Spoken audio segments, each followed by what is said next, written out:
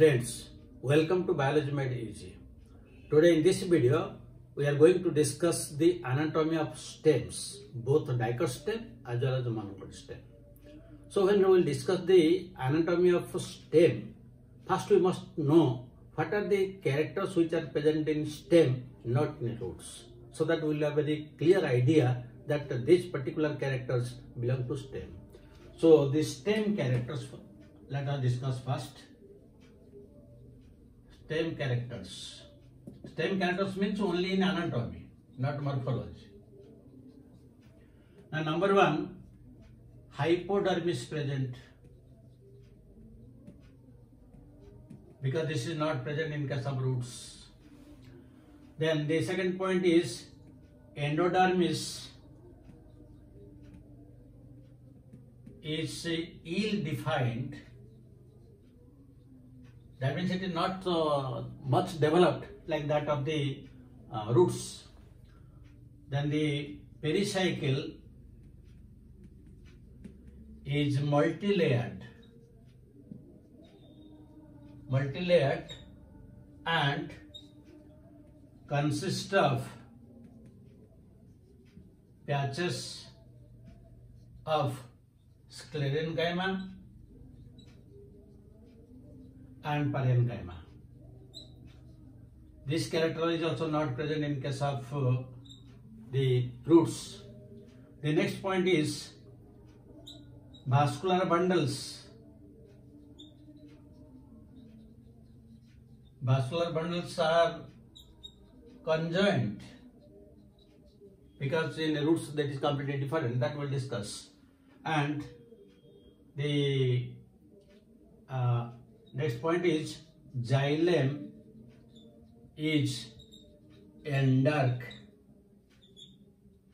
or we can call it is centrifugal. So these characters are unique only to the stem anatomy. These characters are not present in case of roots. So now it is very much clear. Now let us discuss the anatomy of dicot stem and monocot stem separately. So let us discuss first the anatomy of dicot stem.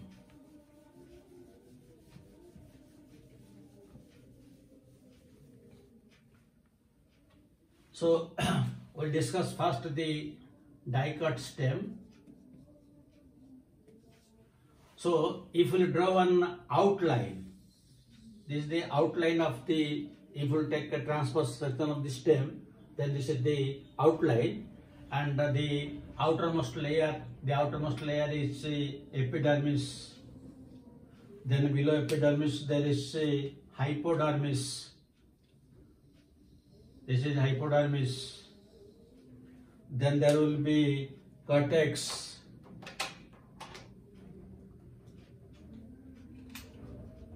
Then there will be, this is cortex. Then below cortex there will be endodermis.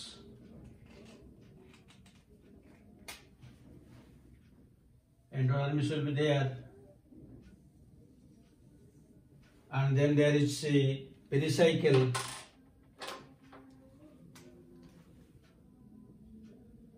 There is pericycle. And next, the vascular bundles are arranged in the form of rings.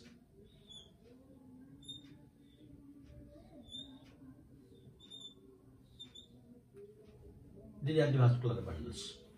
So this is epidermis.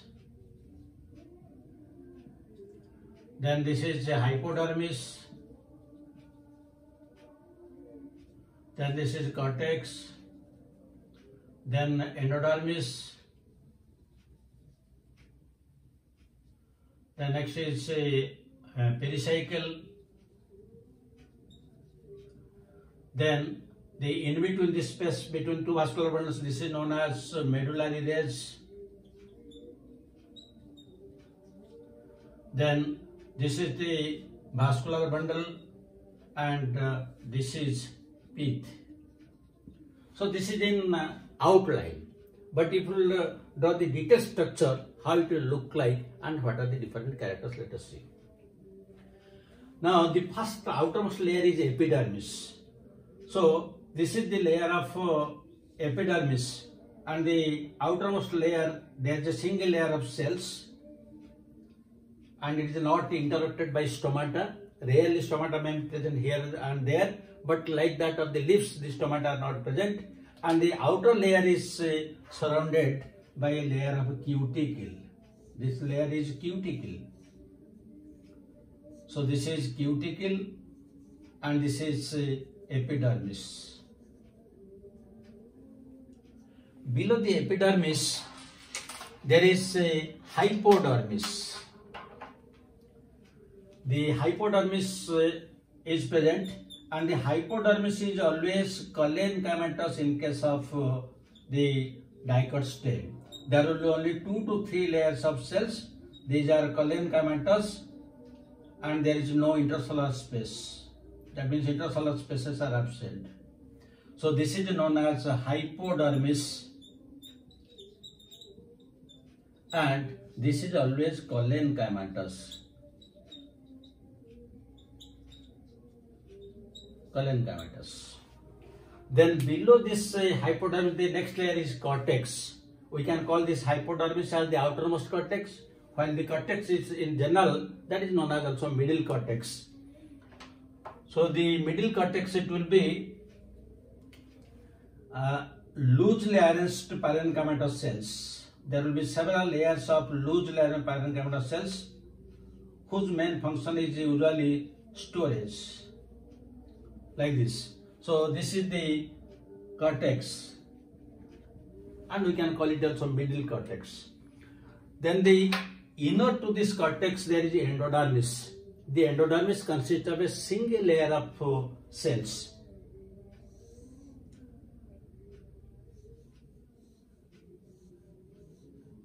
Like this. This is the endodermis, consists of a single layer of cells. And usually, in case of stem, the endodermis contains only starch. That is why it is also known as starch sheath. Starch sheath. Now, below this endodermis, there will be pericycle. The pericycle is present in patches. It is a multilayer and present in patches. So, how it is present, let us see. Now, suppose this is one vascular bundle, and this is another vascular bundle. Then how they are present, let us see. Just above the vascular bundle, the pericycle which are present, these are usually sclerenchymatous. These are usually sclerenchymatous cells which are present above this vascular bundle. But those cells which are present in between, they are usually parenchymatous. Now, here in between these are parenchymatous cells. And the parenchymatous cells which are present in between two vascular bundles, they are almost stretched, and these are usually known as medullary ridge. These are known as medullary ridge, and in the center, this will be pith. So, you see, this is the layer of a pericycle. This is the layer of pericycle, and it consists of sclerenchyma, parenchyma alternately, and these are the vascular bundles. The vascular bundles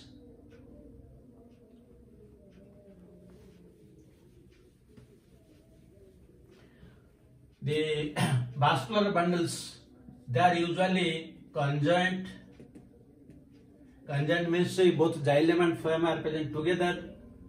Then they are collateral. Collateral means the phloem is present toward the outer side and the xylem is present toward the inner side, and they are open.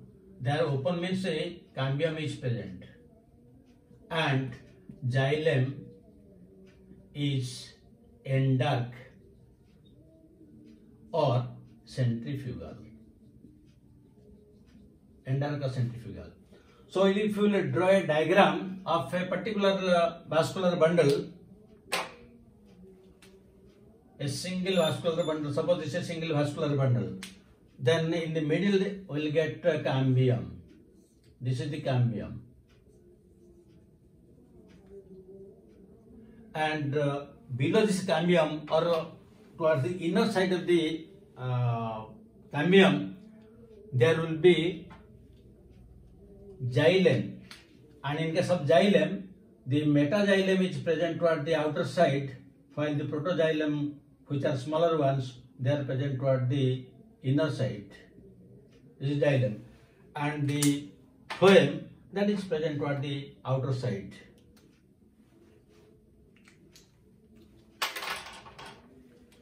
The phloem consists of the sheath tubes, companion cells. They are usually present toward the outer side. That means this is phloem, cambium, and this is xylem. So both xylem and phloem are present together in one bundle. It is conjoined. Phloem is present on the outer side. It is collateral. In between xylem and phloem, cambium is present, so it is open. And since the metaxylem is towards the periphery and the protoxylem is towards the inner side, it is known as endocentrifugal. So this, now we can put this diagram in these two cases. So you see, this is the outline of the DICOT stem, while this is the cellular diagram. We can draw it here, but it's not necessary because already we have drawn there.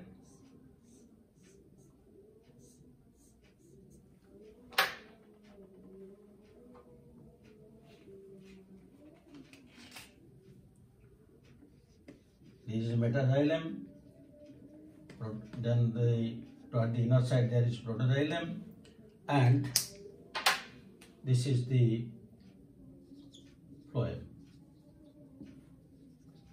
And in the middle you will get there is sheath. So these are the different parts of a DICOT stem. This is the outline and this is detailed diagram. That means, again I am summarizing, the outermost layer is epidermis. Epidermis is covered by a layer of a cuticle for protection, and stomata rarely may be present or even they are absent. Below the epidermis there is a hypodermis. It is always collencamatous and only 2 to 3 layers are present, and this usually mechanical in function, provides the tensile strength to it. This is also known as outermost cortex. Below hypodermis there is cortex. It is known as middle cortex. Consists of loosely arranged parenchymatous cells. Main function is storage. Then inner to the cortex there is endodermis, which in case of stem is known as starch sheath because it is simple stores starch, and that is also known as innermost cortex. Below the endodermis there is pericycle, that is multi-layered and consists of alternate patches of sclerenchyma, parenchyma, sclerenchyma, parenchyma, like that. These sclerenchyma patches are present above the vascular bundle, while the parenchyma is present in between them. And between two vascular bundles there is a medullary ridge, and the center is occupied by sheath. And each the vascular bundles are arranged in form of a ring. They are conjoined, collateral, open, xylem is endurk. So this is the outline of the DICOT stem.